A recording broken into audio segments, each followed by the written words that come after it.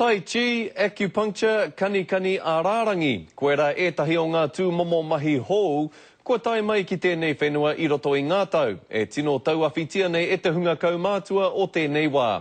Ia wiki tūtaki ai te hunga kaumātua o tēnā hapori o Tāmaki Makaurau, ki te marae o Manurewa, ki te hāpai ake I aua momo mahi.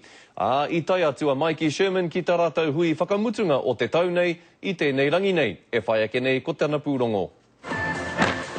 He hoki ngā mahara mo nei kaumātua ki ngā rā o te taiohitanga, ahakoa he rereke pea te momo kanikani, e ōrite ana te whatiwhati o ngā hope. Kanikani ana in the 60s and at the American Community Centre. I had to play in the band in the 60s at the American Community Centre, mātou ko toko pompi, tako hoa play the sax. Ono hara mātou kia pai o mātou tina na te haere, you know. Ia wenerei tūtaki ai te hunga kaumātua nei ki Manurewa marae, I ētahi rā tata ki te whitu te kau te tokomaha. Ai tū atu I te kanikani ārārangi. He kanikani anō ka whakahaerehia, engari he āio ake te āhua, hei whakatau anō I te wairua. E rapu hoki wāku nei haere, he oranga mo taku tinana. Nā muri mai au, pera hoki te ahu ngā kaumātua muri mai au. Pai kia te meditation.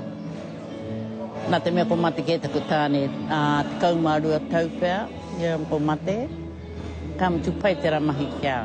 Koia hoki tētahi o ngā take e pai ana e nei tūmomo huihuinga ki te hunga kaumātua, e kore rātau e noho moke I te kāinga, engari he whai hoa hou. Te rakitahi ngā mata. E kau whai tangata ki kororo ki a rātou, kia kau te warātou me kororo, a koe tini te take e haere mai wetahi ki kone no ki warātou hoa, ne?